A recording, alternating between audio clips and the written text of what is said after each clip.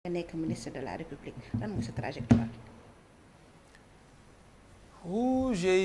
am naa trajectoire bu xaw a bizarroïde j'allais dire parce que je dois avouer que mun naa wax que rien ne me prédisposait à la politique rien parce que. Même pas le fait d'avoir un papa politicien. Oui, mon père, comme beaucoup de vieux de son époque, était un grand militant du Parti socialiste. Je l'ai vu, moi j'ai rempli les carnets du Parti socialiste, etc. pour lui. Mais ça ne m'a jamais tenté de faire la politique. J'étais plus réactionnaire, j'allais dire, parce que moi j'ai dirigé des mouvements de grève, étant élève déjà, mais étant étudiant. 88, quand on faisait l'année blanche, moi j'étais le secrétaire général de l'amicale des étudiants de l'NCTP et on a conduit des grèves.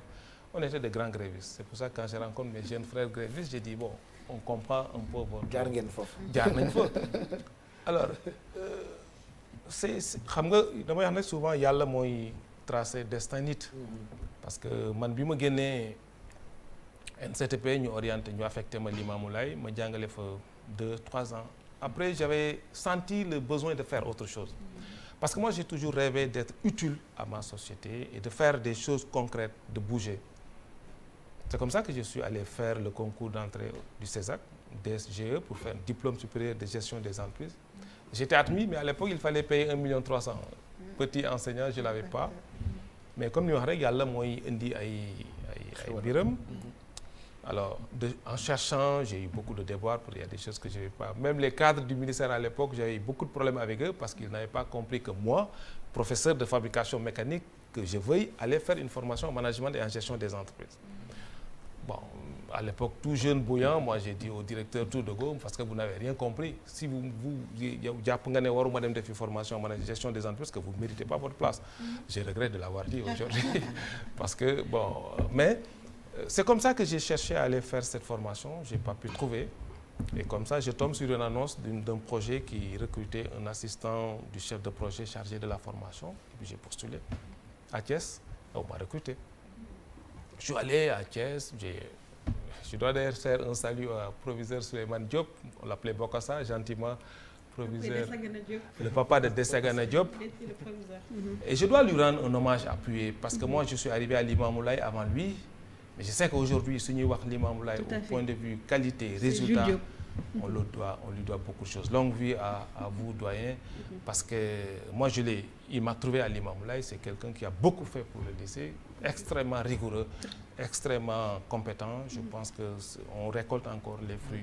Et tous ceux qui ont suivi après, jusqu'à aujourd'hui, mon ami et frère Mandaoumbaye, qui est le proviseur. Et d'ailleurs, en voulant quitter, vous voulez gagner enseignement avec un petit projet, bon, il n'avait pas accepté.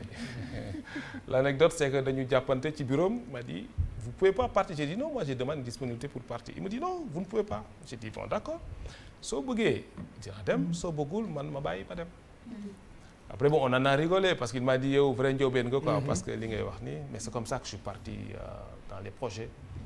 Et qui m'a donné une autre vie aussi, une vie, ça m'a permis de parcourir le Sénégal des profondeurs, rencontrer les populations, faire des puits, faire des périmètres maraîchers, former les artisans sur la fabrication du matériel. J'ai fait le tour du Wallo pour former les artisans. J'ai fait le tour de notre job, je dis à mon ami Alioune Sarr, je connais les...